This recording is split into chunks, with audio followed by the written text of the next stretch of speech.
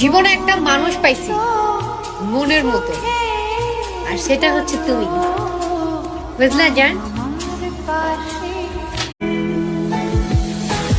उसने बात की कुछ